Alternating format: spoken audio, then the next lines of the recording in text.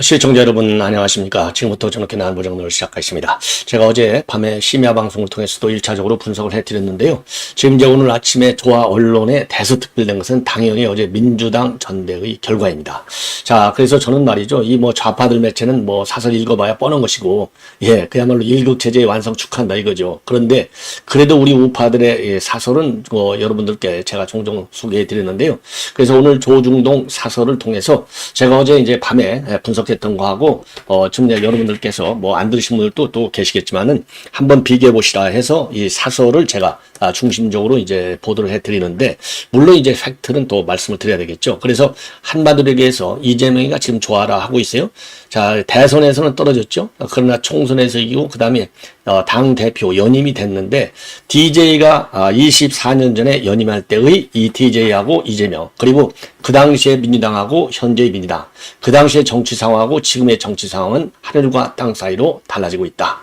그래서 이 DJ만 하더라도 나름대로의 우리 헌법적인 가치를 나름대로 좀 존중한 면이 있지만은, 지금 이재명의 민주당, 2기 민주당은요, 완전히 대한민국 헌법은 내몰라라요.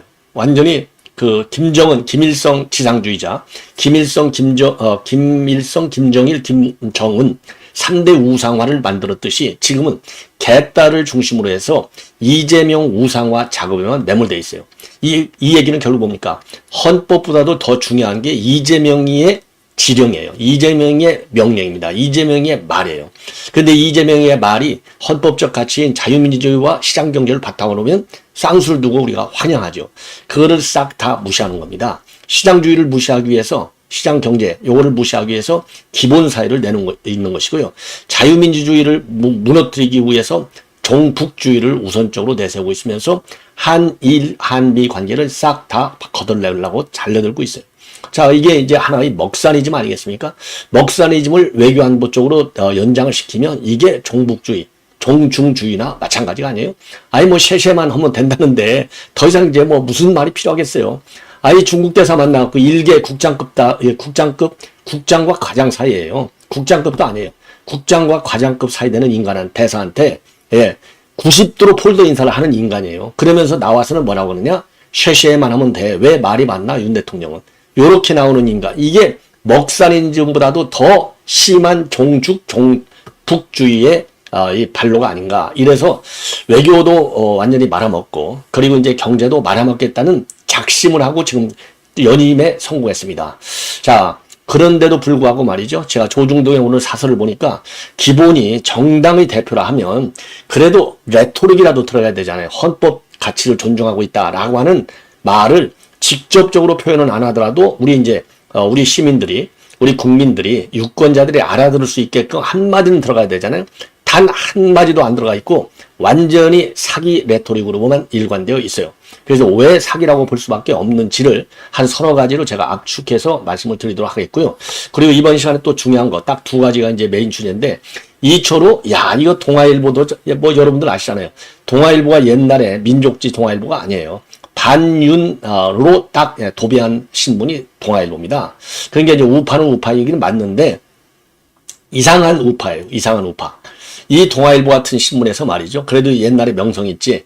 이철우 같은 인간한테 독점적 인터뷰를 했어요. 그런데 그럼에도 불구하고 이건 또 안 할 수가 없잖아요. 이철우가 아무리 부전자전이고 부모를 욕하는 자식이 어디가 있겠냐마는, 그렇게 매몰된 이종찬이 이거 인간도 아니다. XX다. 저한테 어마어마하게 심한 그런 문자, 그런 전화가 많이 와요. 이종찬이 저 좀 세게 조지라고. 왜? 그분들이 이종찬 개인이 미워서 그러겠어요? 그 사람의 사고가 대한민국 지금 현재의 정치 상황에, 그리고 이제 우리 아까도 말씀드린 대한민국의 독립운동가들의, 특히 본인의 선친들의 사상과 너무나 차이가 나기 때문에 이종찬을 때리라는 겁니다. 그런데 이미 이철우가 한번 자기 아버지 편을 들고 윤석열을 한번 때렸잖아요. 또 동아일보가 판을 깔아줘갖고 또다시 이철우가 또 윤 대통령을 직격하고 났어요. 이런 인간이 말이죠. 그래서 다시 말씀. 이종찬이 양심 있으면, 1%의 양심이라도 살아있으면 질병청장, 요거 며느리잖아요. 이거 빨리 사퇴를 하라. 이거 양심이 양심이 아니라 이거 인간, 정말. 그래서 이철우 인터뷰 내용을 집중적으로 설명을 좀 해드리도록 하겠습니다. 분노를 느끼지 않을 수가 없어요. 이런 인간이 말이죠. 대한민국에서 안 해먹은 것 빼놓고는, 대통령 빼놓고는 다 해먹은 인간이에요. 이종찬이가. 그렇지 않습니까?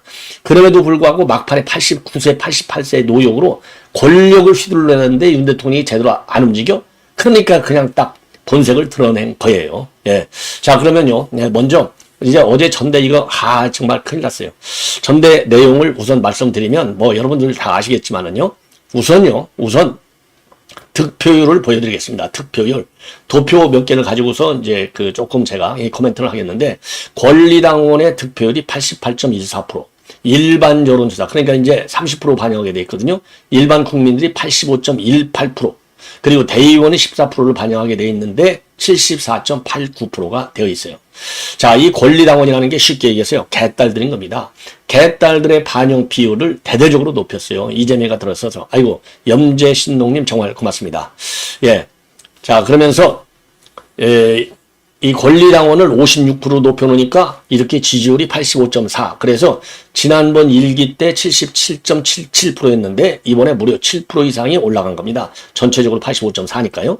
그리고 일반 여론조사는 30%를 반영했고, 그리고 대의원, 이게 이제 전통적인 민주당의 당원이에요. 이게 14%만 반영한 겁니다. 그래서 권리당원 56대 대의원 14. 4배 4분의 1로 이 대의원의 반영 비율은 줄어들었고 권리당원의 비율은 높인 거예요. 이거 왜냐? 절대 유일 사상, 이재명 1급 체제를 완성하기 위해서 요렇게 당원, 대의원과 권리당원의 반영 비율을 여기서부터, 그러니까 이재명식 이 민주당 시스템이 드러낸 겁니다. 여기서부터 이재명 1급 체제를 완성했다는 그런 계산이 여기에 깔려 있는 겁니다. 자, 그럼에도 불구하고 여러분들 이번에 그러면은 이 최고위원들이 당선된 사람들이 전부 명비어천가를 부른 사람들이 된 거예요. 그래서 예를 들어서 명비어천가 최고의 결정타가 뭐냐? 전현희입니다. 전현희는 5등이냐 6등이냐 7등이냐 이거를 왔다 갔다 했거든요. 시종일관.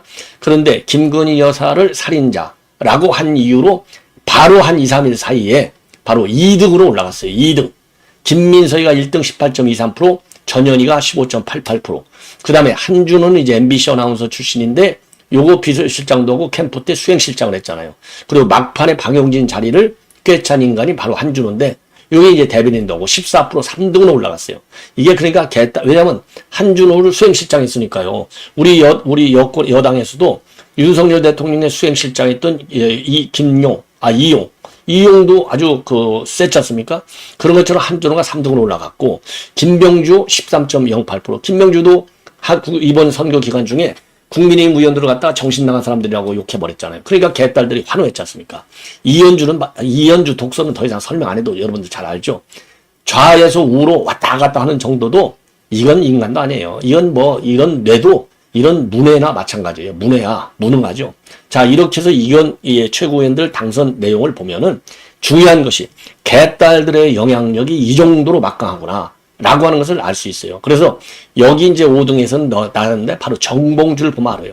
정봉주가 자기가 개딸들 싹 다 정리해버리겠다라고 했지 않습니까? 그리고 이재명이 당 대표가 돼서는 절대 안 돼. 이거 반드시 내가 흔들어버리겠어 라고 얘기했잖아요. 그러니까 1등을 달리다가 6등으로 다 떨어진 거예요. 개딸들의 위력이 장난이 아니다. 예, 장난 정도가 아니라 이게 북한의 노동당 당원들보다도 더 센 게 개딸. 그래서 개딸 팬덤이 대한민국을 지금 말아먹고 있는 상황이다. 요렇게 볼 수 있는 대목이 되겠습니다. 자, 그러한 가운데 지금 이제 모든 언론에서 지금 이재명이가 잘 나가고 있는데 문제는 뭐냐? 이재명이가 과연 10월 달에 사법 리스크를 견뎌낼 수 있을 것이냐? 예. 그래서 지금 현재 이제 서울중앙지법에서만 재판을 받고 있는데 수원지방법원까지 다녀야 돼요. 여의도하고 서초 얼마나 돼요? 그거 14km? 그 다음에 여의도하고 대신에 수원은 몇 킬로? 42km. 차 막히면요 대책이 없어요. 그래서 이거 이재명이 차 카니발 타고 다니잖아요. 카니발도 무조건 하고 전용 탄선 탈 수 있는 게 아니에요. 9명이 전부 다 타야만이 타게 돼 있어요. 근데 이거 단속을 안 해. 그래서 앞으로는 말이죠. 이재명이 남바 다 가지고 있잖아요. 이거 철저하게 이 전용 차선을 타는지 우리 시민 여러분들께서 제보를 해가지고 이게 법을 무시하는 1등 인간이 바로 이재명 아니겠습니까? 그래서 지금 이제 조금 전에도 이제 말씀을 드렸듯이 지금 이재명이가 된 게 24년 만에 처음이라고 하는데 24년 만에 처음이 아니라 대한민국 유사일에 이러한 사법 리스크로 발끝서부터 머리끝까지 다 차 있는 인간이 대선에도 2번씩이나 나오고 그렇죠? 대선에도 2번씩이나 나오고 경기도 지사도 해먹고 지금은 당 대표를 2번씩 나오고 또 대선은 3번씩 나와서 반드시 챙기겠다. 요게 이재명이에요.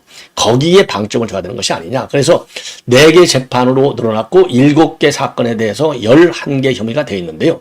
여러분들 뭐 귀가 따갑도록 들으셨겠지만 이제 우의중 교사 사건, 그 다음에 공직선거법 사건이 10월 달에 판결이 나옵니다. 그래서 공직선거법은 9월 6일 날 결심 공판을 하게 되고요. 그리고 이제 9월 30일 날은 우의중 교사 결심 판결이 있어요. 그래서 지금 공직선거법은 9월 중 빠르면 10월 초 그리고 우의중 교사는 빠르면 10월 말 이렇게 예상들을 하는데 문제는 뭐냐 이제 판사의 성향입니다. 이 한성진 판사의 경우는 지금도 이거 국제법 연구에 그러니까 김명수의 같은 좌파 판사단체 회원으로 돼 있어요. 그런데 이제 다행스러운 것은 이 한성진 판사의 경우에는 이게 좌파 활동을 하는 건 맞는데 그렇게 활동을 열심히 하는 것도 아니고 판결문은 법리를 충실하게 쓰는 경향을 보이고 있다. 이렇게 하고 있지만 머리는 좌파예요. 그 다음에 김동연은 더 이상 설명이 필요 없잖아요. 그런데 문제는 뭐냐. 김동연이가 이제 공직선거 우의중 교사를 하는데 통상적으로 과거의 판례들을 보면 이거 전부 법정 구속이 압도적으로 많아요. 그리고 이제 법정 구속 또는 이제 실형을 선고하는 게 이제 많은데 요거 김동연이가 과연 그렇게까지 가겠느냐. 그렇다고 해서 벌금형은 도저히 안 될 것이다. 그 이유 중에 하나로 여러 가지 논리들이 있는데 우의중 교사가 그렇게 이제 악질적인 범죄라는 것이죠. 특히 이재명의 경우에. 그래서 이 경감 사유가 전혀 없다.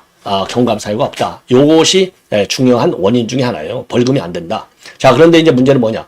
공직선거법은 100만 원만 넘어가면 요거는 쫙 피선거까지 다 박탈이 돼버려요.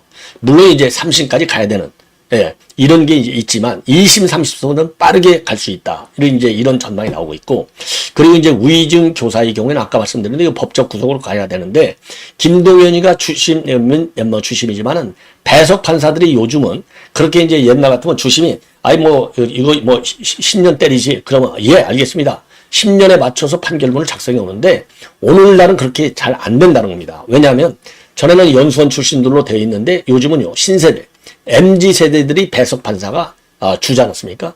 그래서 이 MZ세대는 주심 판사 말을 그렇게 호락호락하게 듣지 않는다는 겁니다.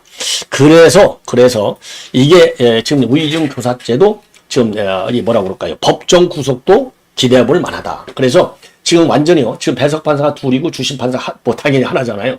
그래서 이 배심 판사들이 지금 김동연에 있는 옆에 있는 배심 판사들이 로스쿨 출신들의 신세대 판사들이기 때문에 그렇게 예스맨이 아니다는 것이죠. 자, 그래서 한번 기대해 봐야 되겠고 김동연이 이것도 약업 빠져갖고요. 여론을 듣는 척하는 경우도 있어요. 아니면 또 실제로 들은 경우도 있어요. 지난번에 4월 9일 날 무조건 나와 구인장 발부하겠어까지 얘기했지 않습니까? 근데 요즘은 뭐라고 그럽니까? 요렇게 이제 이 총선에서 완전히 완성을 하고 이재명이가 연임도 확정적으로 다 보이고 그러니까 얼마 전 재판에서 내가 오늘 오후에 못 나와요. 방송 녹화 때문에. 그러니까 알아서 나오시지 마십시오. 그리고 기일 후에 증인신문을 진행했잖아요. 이 정도로 완전히 이재명의 지금 아부하는 찐명 판사가 되고 있어요. 그래서 요거에 제동을 거는 것이 우리 자유우파 국민 여러분들께서 해야 할 과제가 아니냐. 그래서 우의중 교사를 통해서 법정 구속을 해야만이 민주당 안에서도 이거 봐라. 사법 리스크가 이렇게 크다고 얘기했잖아. 그 김두관이도 좀 힘을 받을 것이고 겨울에 두는 김경수도 힘을 받을 수 있다. 그리고 야당 안에 있는 잠룡들도 힘을 받을 수 있는 이 정치적인 공간이 생기는 것이 아니냐. 그래서 김동연에 대한 압도적 여론 반드시 법정 구속하도록 요거 틀림없이요. 제2의 유창훈 판결 나올 가능성도 굉장히 농후해요. 그래서 대표이기 때문에 법 방어권을 앞으로도 계속 방어권을 계속 제공해 줘야 돼. 그리고 당 대표인데 무슨 지금 이제 와서 무슨 증거인멸하고 할 것도 없잖아. 우의중 교사 이거 증거인멸 할 것도 없죠. 다 가지고 있는데 녹취록 가지고 있는데 무슨 증거. 그리고 KBS PD 살아있고 KBS PD도 양심선언 다 했고, 그 김진성이도 다 양심선언 했고, 녹취록까지 다 그 검찰에 넘겨주고 법원에서 다 보였는데, 뭐 증거인멸할 게 없어요? 자, 없지 않습니까? 그러기 때문에 이거 법정 구속을 안 할 수도 있다 이거예요. 실형을 때리면서도. 그러나 이거는 악질범이기 때문에 아주 죄질이 나쁘기 때문에 법정 구속을 해야 된다라고 하는 여론. 그래서 최고의 유창훈 판사, 제2의 유창훈이가 아니라 제2의 신진우 판사를 만들어야 될 것이 아니냐 이렇게 생각이 돼요. 자, 그래서 요 정도로 이제 말씀을 드려놓고 그 다음에 이제 사설을 보면 제가 조금 이제 시간이 많이 흘렀는데 사설 제가 좀 자세하게 말씀드리려 했는데 요 사설이 말이죠. 이재명이의 우선 이재명이 이거 보면은 우선 산이 넘어야 할 산이 많다. 요 얘기를 해요. 그러니까 조선일보 같은 경우 그런데 문제는 뭐냐? 왜 제가 이 조중동 사설은 마음에 안 드냐? 기본적으로 민주당 체제의 문제점 그리고 이재명의 문제점을 지적해야 될 거 아니에요. 제가 지적하는 대로 아니 야당의 대표가 수권 능력을 보여주려면 정책 마인드, 정책이 제대로 나라를 살릴 수 있는 나라의 격에 맞는 국민 수준에 맞는 대한민국에 가야 할 길에 맞는 정책을 내놔야 되는데 그런 게 안 보이는 것이고 그리고 더 큰 이제 출발점은 헌법적 가치를 준수할 만한 역량과 능력 그리고 자세를 가지고 있느냐 이런 걸 지적해야 될 거 아니에요. 지금 이재명이가 당 대표 지금 2년 해먹고 지금 이제 3번째 하고 있는데 요 그동안에 한 걸 보면은 이재명이가 과연 헌법적 가치를 지킬 만한 역량과 자세와 의지를 가지고 있냐 이거요. 아니잖아요. 이런 근본적 문제를 제기하면서 사법 리스크 이런 거를 건져야 된다. 근데 제가 앞에 얘기하는 이런 말씀을 한다. 큰 숲에서 그 큰 숲이 정상적인 숲이 아니야. 여기에 나무를 심는 거거든요. 숲을 정상화 시켜야죠. 예. 숲은 완전히 망가뜨려 놓고 거기에 나무를 심겠다. 그 나무도 또 썩은 나무 갖다 심겠다는 거거든요. 요런 큰 틀의 부분, 그리고 작은 틀의 부분에서 비판이 없어요. 그냥 겨우 얘기한다는 게 먹사니즘 갖고 되겠어? 진실성을 보여봐. 아니, 어떤 신문은요, 먹사니즘이 진짜래요. 환장을 노르시죠. 예. 그래서 이 조선일보 사설을 보면요. 이게 뭐죠? 요 제목이 거야 이끄는 이재명 2기 먹고 사는 문제 진심인지 지켜볼 것. 아이고 아직 뭘 지켜봐요. 벌써 이거 사기치는 건데 이게 예 아니 지금 내 노란봉투법 25만원법 요걸로 매진하고 있는데 이게 먹사님이 대로 된 겁니까? 이거 안 되잖아요. 자 그래서 민주당을 민생과 대안을 제시하는 수권정당으로 변화시킬 책임이 이 대표에게 있다. 이 대표의 민생 우선주의가 진심인지 자신을 지키려는 말장이는지 밝혀지는 게 그리 긴 시간이 안 걸릴 것이다. 그래도 조선일보가 조금 나아요. 예, 그리고 지금 이제 중앙일보는 기가 막힙니다. 친명만의 리그로 연임 성공한 이재명 대표의 과제. 예, 그래서 사당화 멈추고 먹사니즘 실천으로 돌파구로 삼어? 아니, 이 먹사니즘이 나라를 망가뜨리겠다는 건데, 제2의 중남미, 이런 걸로 만들겠다는 건데, 그거를 실천하는 게 중앙일보의 사설이에요. 이건 나중에 별도로 좀 더 자세히 말씀드리고, 지금 오늘은 지금 이제 2초로 이거를 또 설명을 드려야 되기 때문에, 그 다음에 동아일보 사설을 보면은요, 사당화 우려 속 85% 득표율로 출범한 이재명 2기의 과제, 요렇게 되어 있어요. 자, 그래서 지금 이제 동아일보의 문제점은 뭐느냐? 이제 수권 능력을 보여줘야 하는 새로운 시험대에 섰다. 그간 강성 지지층의 결집이 든든한 버팀이 오고 있다면 이제부터는 외연을 어떻게 넓힐지가 관건이다. 목소리 큰 지지층보다 다수 국민의 낮은 목소리, 민심의 절박한 한숨 소리에 먼저 귀 기울여라. 그래야 투장이 아닌 민생을 우선시해야 한다고 지지층을 설득할 만한 힘도 생기게 된다. 자, 그래서요. 이런 숙제를 한번 점검하겠다. 이런 입장을 내놨습니다. 자, 이 정도로 해서 이재명 체제의 문제점, 이거를 여러분께 말씀을 드렸고, 이번에는요, 지금 이철우 교수의 지금 동아일보 인터뷰 내용을 말씀을 드리겠는데, 와, 참 이거, 참 그 아버지의 그 아들입니다. 이걸 뭐 좀 유식하게 얘기하면 자전이라고 하나요? 자, 그래서 지금, 이철우의 입장문을 보면요. 한마디로 해서 아버지를 끝까지 옹호하고, 그리고 아버지 옹호하는 거가 일륜적으로 보면 그럴 수도 있지만은, 이철우가 지가 뭐라고 하냐면, 사적인 관계는 중시하지 않는다. 이렇게 했어요. 그러니까 제2의 한동훈이나 비슷해요. 공적인 관계에서만 얘기하겠다는 거예요. 공적인 관계에서만 얘기하는데, 편향된 아버지적 시각을 많이 갖고 있는 문제점을 가지고 있는 겁니다. 자, 그러면 말이라도 공적인 사적인 관계를 얘기 안 하면 덜 밉잖아요. 야, 참 인간. 자, 그래서 뭐라고 지금 윤 대통령한테 직접탄을 날리고 있느냐? 중도 지향성을 잃었다. 이렇게 비판하고, 자, 그 다음에 더 중요한 것은 뭐냐? 윤석열 대통령은 그 일제, 그러니까 일본 제국주의 시대, 요거를 불법이기 때문에, 일제는 불법이기 때문에 무효를 선언해라. 아니, 이거 지나간 거, 지난번에 헌재에서도 임성근이 탄핵 내기니까, 임성근이 떠나서 없는데 무슨 탄핵을 판결하냐고 기각 처리했잖아요. 그래서, 아니, 일제가 떠난 지가 지금 어디고, 지금 이제 일제, 이거를 지금 지나서 우리가 흔히 얘기는 그 길로 넘어간다는 거 아니겠습니까? 대한민국이 지금 수출 실적에서도 지금 일본을 급추격하고 있고, 그 다음에 GNI 기준으로 해서 작년도에 벌써 우리가 앞질렀어요. 그런데 지금 와서, 지금 이제 1919년에서 45년까지 일제, 이거 불법 점령이기 때문에 무효야. 그 얘기를 해서 그 얘기는 안 하더라도 모든 국민이 뿐만 아니라 대한민국 국민뿐만 아니라 전 세계가 다 알고 있는 거예요. 지금 일제 그거 불법이야. 그거 무효야.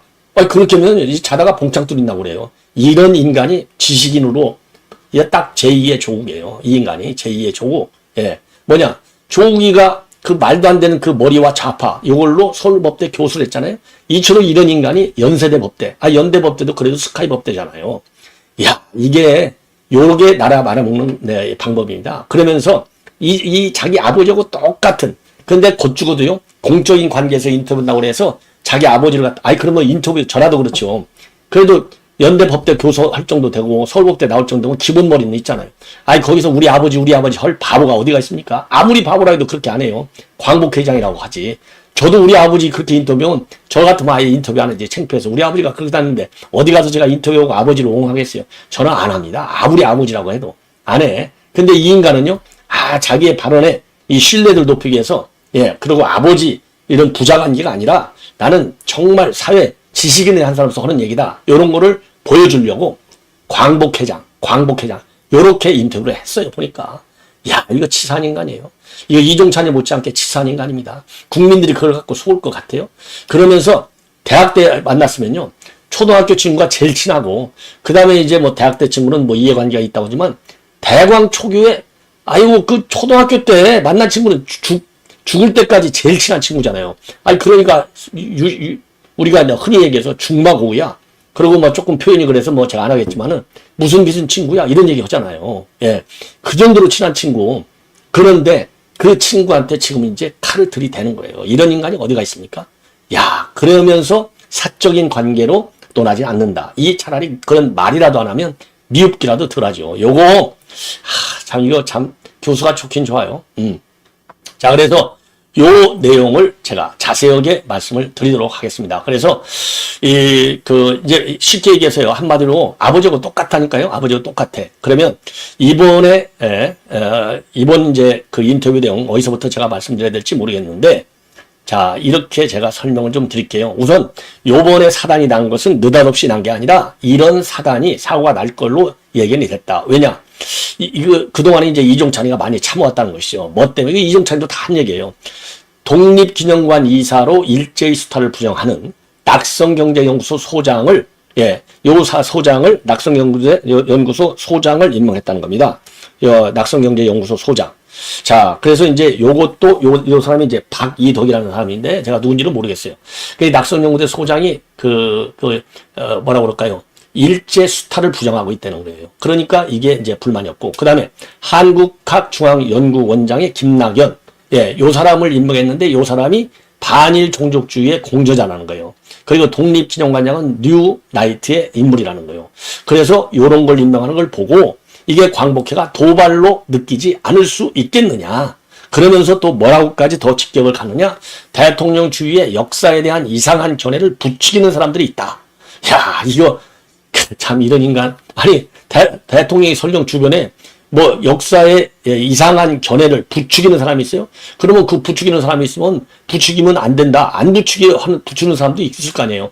대통령 주변에 사람이 얼마나 많겠냐고요. 좋은 학자들이. 그러면서 대통령이 중도지향성을 잃어버린 것이 아닌가.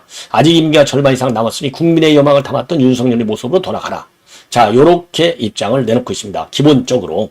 자, 그러면서 이번 이제 악화된 원인이 아까 말씀드린 대로 낙성제 경제연구소장의 박이태, 그 다음에 이제 그 다음에 한국학중앙연구원장 교수 임명 김낙연, 요런 거. 그리고서 이번에 이제 뉴라이트의 김영석. 그러니 참을 수가 없으니까 자기 아버지가 터졌다. 예. 그리고 이제 또 뭘 문제 삼고 있냐면 면접에서 일제시대 국적은 일본이다. 국권을 되찾기 위해서 독립운동을 한 것이 아니냐. 예, 요것을 또 문제 삼고 있어요. 이종찬도 문제 삼고 이 아들도 문제 삼는데 문제는 뭐냐. 이 사람이 이제 법대 교수잖아요. 그러다 보니까 시각이 지나치게 법적인 그 측면, 법적 프레임, 법적인 잣대만 가지고 윤 대통령을 비판하고 있어요. 정치도 현실입니다. 예. 윤석열 대통령도 법 전문가죠. 지보다 더 전문가면 전문가죠. 예. 그렇잖아요. 현실법에 있어서. 자, 그런데 지나치게 법적으로만 재단에서 윤 대통령을 비판하고 있어요. 예. 자, 그러면서 이제 그거는 제가 또 중간중간에 말씀을 드리겠는데, 자, 해외에서 돌아가신 독립운동가들에게 대한민국 국적을 찾아내는 운동이 벌어져서 2005년도에 국적법 개정이 됐는데, 지금 이제 김영석의 면접 내용을 비판하는 거예요. 예. 국권을 되찾는다. 이 되찾는다는 말이 인식이 잘못됐다는 겁니다. 요런 국권을 되찾는다고 하는 사람을 독립기념관장에 앉혀서야 되겠느냐인데 왜 국권을 되찾는다고 하면 안 되느냐. 이미 법으로 국권을 법적으로 무효화시킨 적이 한 번도 없기 때문에 그런 말을 하면 안 된다는 겁니다. 그러면 여기서 국권을 되찾기 위해 독립운동을 했다. 이 국권이라고 하는 것은 국제법적 아니면 국내법적 측면에서의 국권이 아니고 현실적으로 우리 일반 국민들이 그냥 데일리 라이프에서 느끼는 국권을 얘기하는 것이죠. 한마디로 지만 똘똘하고 대한민국 국민은 다 바보로 여기는 이런 인간이에요. 예. 해외에서 돌아가신 독립운동가들에게 대한민국 국적을 찾아주는 운동이 벌어져서 2005년도에 국적법 개정안이 제출됐는데 법사위가 뭐라고 했느냐? 그분들은 국적을 잃지 않았다. 그래서 국적을 찾아드릴 필요가 없다는 보고서가 나왔다는 거예요. 그분들은 조선 국적 또는 1919년에 선포된 대한민국 국적이라는 게 대한민국과 국회의 공식 입장이었는데 다른 직책이라면 몰라도 독립기념관장 후보자가 이를 몰랐다는 것은 비판의 여지가 있다. 아니 이걸 몰랐다고 왜 단정을 해요? 알면서도 현실적인 측면에서 정치는 현실이잖아요. 그 당시 국권을 잃어버렸다라고 하는 것은 법적인 측면에서의 국권 상실이 아니라 그 당시 우리가 이름을 못 갖겠잖아요. 일본이 한 9대1로 다 일본식 이름으로 개명, 창명 다 이렇게 안 그러면 죽이고 그랬지 않습니까? 그래서 일제식민주의가 잔악하다. 인권 탄압이 심했다. 그러니까 그 독립운동이 더 힘을 받은 거 아니에요. 그래서 우리 국민들이 독립운동가들을 높이 평가하는 거 아니겠습니까? 그런 현실적으로 우리 이름도 못 가지니까 우리 국권 상실한 거나 마찬가지잖아. 그리고 일제가 외교권까지 다 행사하고 국방권을 다 행사하고 그러니까 국권의 개념에 지금 이제 이거는 법률적인 측면에서만 본 거고 국회에서 법률적으로 그렇게 측면에서 국권을 잃어버리지 않았다라고 판단하는 거에 국회의 기본 임무예요. 왜? 국회는 법을 만드는 기관이잖아요. 그러니까 이거는 지극히 모범답안을 쓴 것이고 김영석이도 뭐 모범답안 비슷하게 답변한 겁니다. 현실 측면에서. 외교권이 있었어요. 국방권이 있었어요. 아무 권한이 없었잖아요. 그러니까 국권을 상실한 거나 마찬가지죠. 현실적으로 본다면 법률적으로 본다면 말이 안 되는 거지만 이 김영석의 말이 그래서 그런 측면에서는 반은 맞고 반은 틀린 건데 이런 인간은 이철우 이런 인간은 지가 얼마나 똘똘하다고 웃기고 앉아있어요. 국민은 이철우 당신보다 100배 만배 똘똘하다라고 하는 점을 강하게 지적하고 싶어요. 이런 인간이 그 명문 연세대 법대 교수한다는 게 부끄럽습니다. 정말로.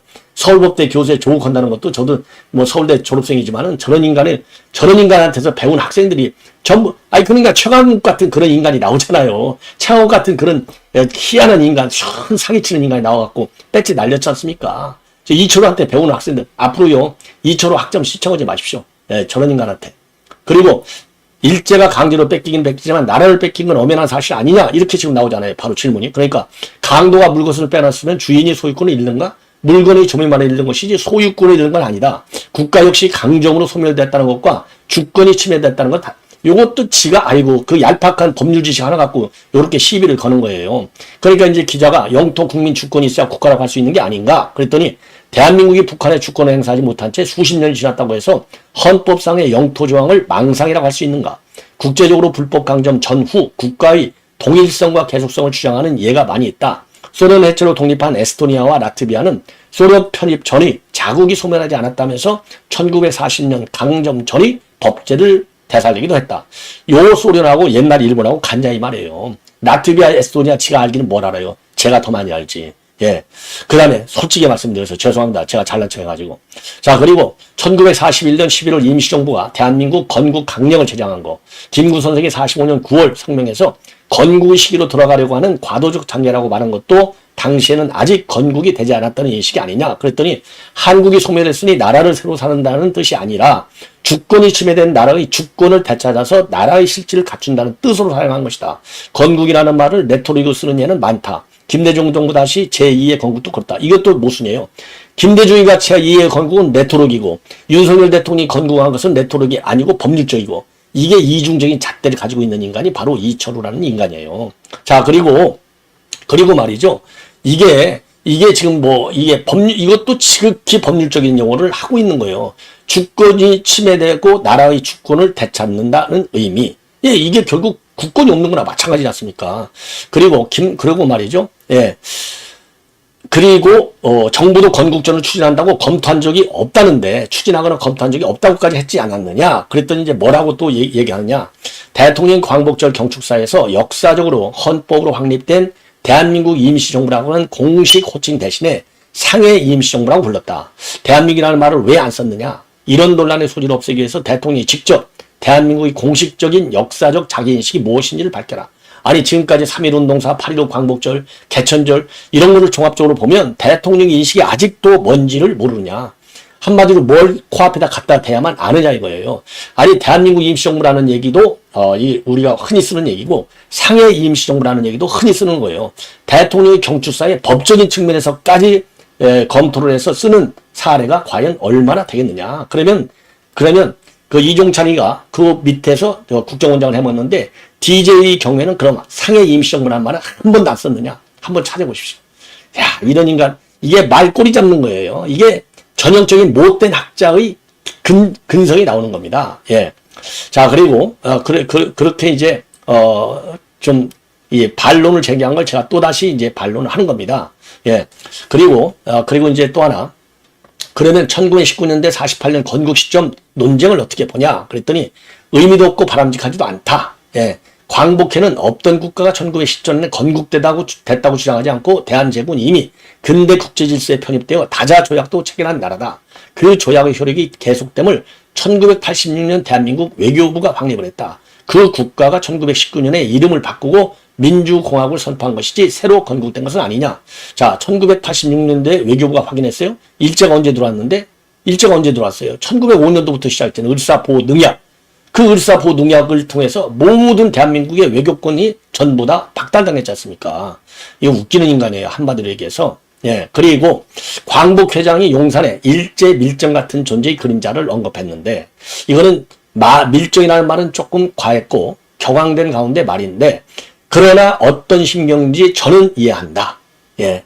참, 가지는 그의 편 든다는 게 말이죠. 요런 인간, 참, 이거 큰일 났습니다. 자, 예. 참, 이거 제가 열받아가지고요. 그 다음에, 야당은 친일 정권이라고 비판한다. 난 친일이라는 용어에 거부감을 가지고 있는데, 예, 거부감을 가지고 있다. 그러면서, 그렇지만은 현 정부가 친일몰이를 자초하고 있다. 이런 비판을 또 하고 있습니다. 예. 그리고요. 윤석열 대통령의 역사 인식은 어땠냐? 이런 질문을 했고요. 그리고 윤석열 대통령 정부의 대일 정책을 평가한다는 건 또 어떻게 평가하느냐? 경색된 한일 관계를 풀어내는 건 불가피하고 미래 세대를 위해서도 개선이 당연하다. 정부가 그 방향으로 발걸음을 디딘 거는 높게 평가한다. 그러나 일본과의 우호 협력을 증진하기 위해서라도 국가의 역사 자기인식을 확고히 하라. 그래야 용서하고 아량도 볼 수 있다. 예. 그리고 일본 비율을 맞추며 무슨 조치를 해주기를 기대하는 것은 굴종에 불과하다. 예. 요런 입장을 내놨습니다. 자, 그리고요. 대선 전에 윤 대통령이 정치에 투신하면 여러 강점을 발휘할 것이다. 이렇게 좋은 평가를 했는데 지금은 어떠냐? 그랬더니 어리둥절한 상황이다. 대통령에 대한 지지자의 스펙트럼이 굉장히 넓었는데 좁아져서 매우 안타깝다. 대통령이 그 스펙트럼 더 커졌다고 봐야죠. 예, 경륜도 쌓이고. 자, 하여튼 이 정도로 해서요. 이 정도로 해서, 이철호의 이런, 장태가 더 심하게 좀, 얘기를 해야 저도 속이 시원한데, 방송이기 때문에 제가 참겠습니다. 자, 시청자 여러분들, 이것으로 본 방송을 마치겠고요. 여러분들의 많은, 이 격려의 댓글 거듭 감사 말씀을 드립니다. 대단히 고맙습니다.